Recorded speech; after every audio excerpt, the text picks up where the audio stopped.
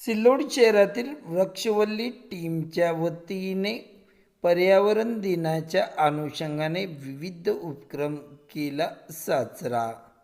आज शुक्रवार 5 जून रोजी दुपारी 1 वाजता माध्यमांना माहिती देण्यात आली की आज जागतिक पर्यावरण दिनानिमित्ताने सिल्लोड शहरातील वृक्षवल्ली टीमच्या वतीने माडणा येथील शेतकरी साहेबराव पंडित कल्याणकर यांनी त्यांच्या शेतामध्ये 8 गुंठे परीक जागा व्यापलेल्या आंब्याचा महावृक्ष न तोडता जवळपास 4 ते 5 पिढ्यांनी सांभाळ केला। त्याचा हा व्यापक विचार सर्वच शेतकऱ्यांपर्यंत पोहोचला पाहिजे, त्यातच अनुकरण सर्वांनी केले पाहिजे म्हणून वृक्षवल्ली टीमने पुढाकार घेत कल्याणकर कुटुंबाचा पर्यावरण दिनी सत्कार करून आणि त्यांच्या शेतात वृक्षारोपण करून जागतिक पर्यावरण दिन साजरा केला। त्यासोबतच वृक्षवल्ली टीमने ग्रामीण पोलीस स्टेशन सिल्लोड आणि भवन येथे सुद्धा वृक्षारोपण करत हा दिन साजरा केला। या प्रसंगी वृक्षवल्ली टीमचे doctor Shekhar Daud, doctor Nilesh Mirkar, Yogesh Divte, doctor Santosh Shinde, doctor Vishal Akate, doctor Sandeep Gaikwad, doctor Bhushan Patil, doctor Vikrant Lute, Vinod Lokhande, प्राध्यापक शिवराम साखळे,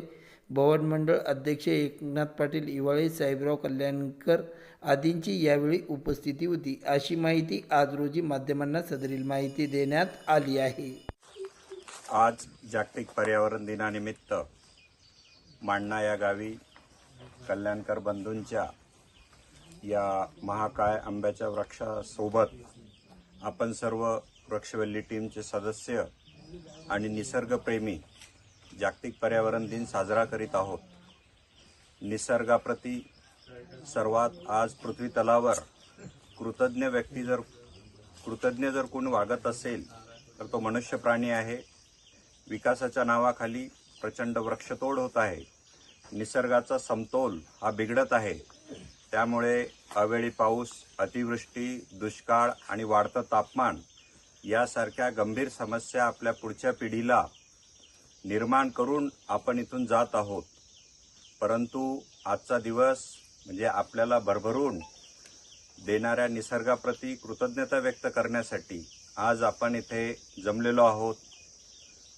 आपल्या सनातन संस्कृतीमध्येही आयुर्बलम यशोवर्च प्रजा पशुनी वशुनीच ब्रह्मप्रज्ञांच मेधांच त्वन्नो देही वनस्पते, वनस्पतीला देव मानून आणि वनस्पतीकडे आपल्या पूर्वजांनी आयुष्य मागितलंय, बल मागितलंय, पशु पक्षी प्राण्यांसाठी सुख मागितलंय आणि अशी प्रार्थना झाडाखाली बसून ऋषीमुनींनी केलेली आहे।